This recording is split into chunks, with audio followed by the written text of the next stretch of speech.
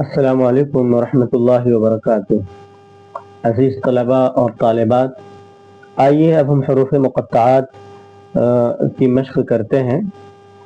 حروف مقطعات یہ قرآن مجید میں جگہ جگہ آئے ہیں، ان کو ہم الگ الگ پڑھتے ہیں، جیسے الف لام میم۔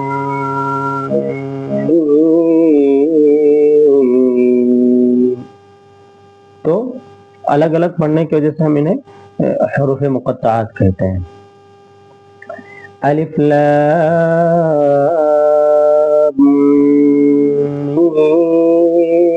میم صاد، اس طرح ہم ان کو پڑھیں گے، یہ سب پورے مد ہوں گے۔ لا مد لازم مثقل ہو جائے گا۔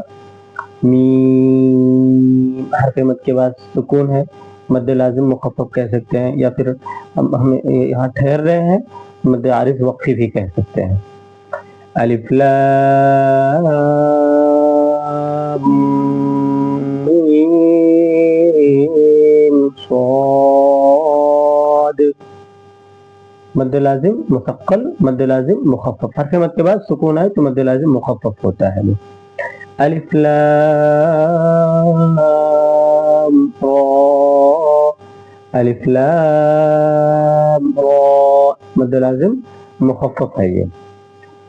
لام الف حرف مد ہوگا پڑھتے ہوئے، پھر میم سکون آ گیا، حرف مد کے بعد سکون آیا اس لیے مد لازم مخفف۔ الف لام میم را، کاف ہا یا عین صاد، طہ طاسین میم، میم پہ اگر تشدید ہو تو غنہ کر کے پڑھتے ہیں۔ طاسین، کھڑا زبر کو زیادہ نہیں کھینچیں گے، ایک الف کے برابر۔ یاسین، مد لازم کو ہم 5 الف کے برابر کھینچ کر پڑھتے ہیں۔ صاد صاد، حامیم